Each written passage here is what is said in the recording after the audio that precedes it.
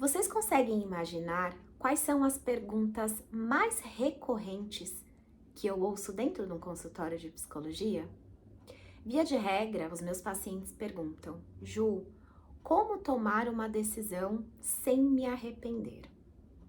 Veja bem, arrependimento ele vai existir em qualquer contexto, porque, via de regra, eu vou enxergar aquele momento com o nível de consciência, com a percepção que eu tenho naquele momento.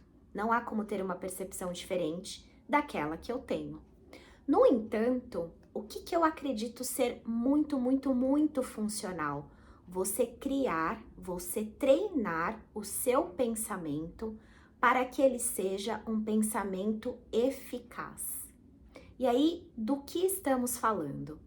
Quando a gente pensa em construir um pensamento com clareza, a gente precisa pensar que, se faz necessário, a gente passar por algumas camadas de percepção. Então, do que eu estaria falando se você estivesse comigo num atendimento? É muito importante a gente isolar variáveis, é muito importante a gente ter uma percepção do todo, fazer uma avaliação macro e depois também fazer uma avaliação mais setorizada. Seria o mesmo que a gente sentar diante de um problema, porém observando esse problema por diferentes ângulos. Então, faz aí a imagem na sua cabeça. Você tá sentado e você tá de frente. E aí você senta ao lado e você vê o problema por um outro ângulo. Você senta pelo outro lado e você vê esse problema por um outro ângulo. Então, essa seria uma forma de você enxergar de maneira micro. Você está perto e por diferentes ângulos. E claro, você ter um distanciamento desse problema para que você enxergue ele de uma forma mais ampliada. Essa seria uma das possibilidades, né, para a construção de um pensamento eficaz. Outra forma que você poderia construir essa clareza no pensamento é identificando de uma forma muito clara e correta o que de fato é um problema. Então, como que faríamos isso? Tentando eliminar ruídos, tentando eliminar aquilo que não necessariamente faz parte do problema.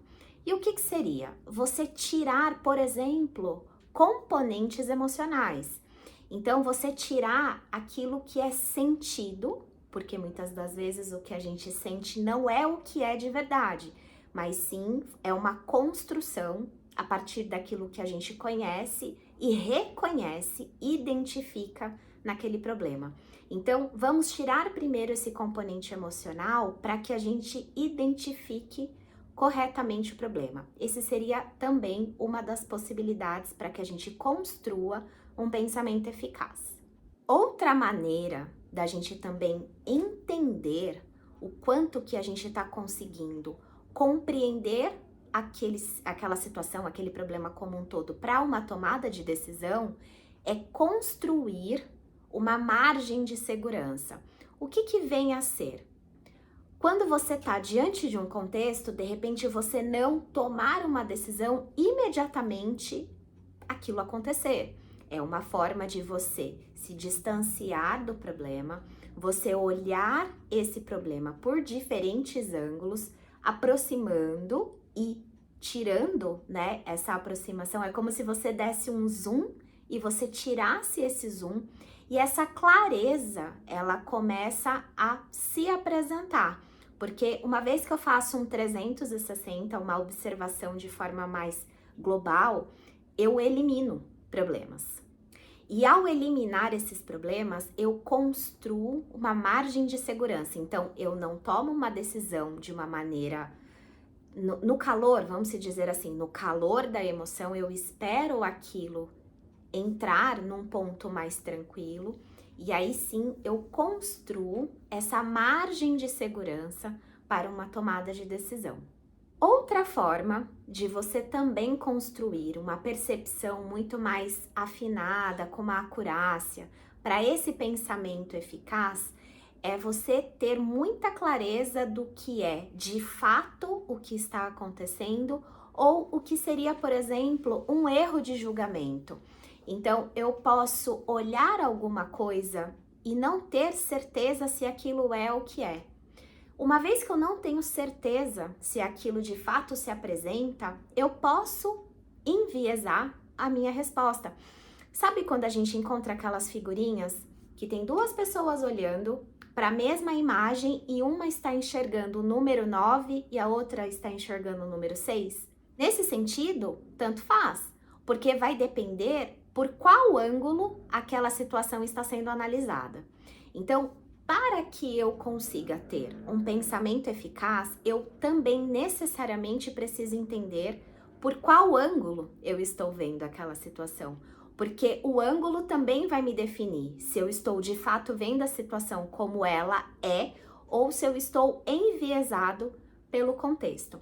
Então, para a gente retomar, a ideia aqui da gente pensar sobre um pensamento eficaz que tem a chance de minimizar uma tomada de decisão errada é a gente pensar que a gente precisa identificar corretamente o problema. Então, será que eu não estou avaliando de uma forma que nem é ou como é, não se apresenta?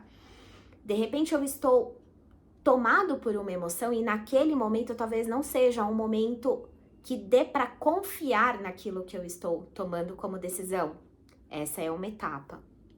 A outra etapa seria, será então que eu não precisaria construir uma margem de segurança para que eu consiga tomar essa decisão, talvez sem uma pressão do momento? Então, nos distanciar de contextos que vão me gerar sentimentos, que vão me gerar emoções, justamente para eu ter uma margem de segurança de tomada de decisão. E outra possibilidade também é ter uma construção aqui de percepção que não vai me trazer um enviesamento, que não vai me conferir, por exemplo, uma distorção, um erro de interpretação. E isso, como eu dei o exemplo agora do 6 e do 9, vai depender de qual ângulo, por qual ângulo você está avaliando, você está observando aquela situação. Então, uma vez que eu elimino essas possibilidades de erro, eu construo uma clareza melhor do que está sendo de fato um problema e o que pode ser, né, pode vir a ser uma percepção equivocada, uma tomada de decisão muito por aquilo que eu estou sentindo e não necessariamente por aquilo que de fato é. Me conte agora vocês. Via de regra, vocês percebem de uma forma enviesada, vocês tomam decisões sempre pensando que é possível eliminar ruídos ou não? Me contem aqui nos comentários, curtam essa página, compartilhem, contribuam bastante com o crescimento dessa comunidade. Vou adorar saber o que vocês estão falando. Até o próximo vídeo, um beijo!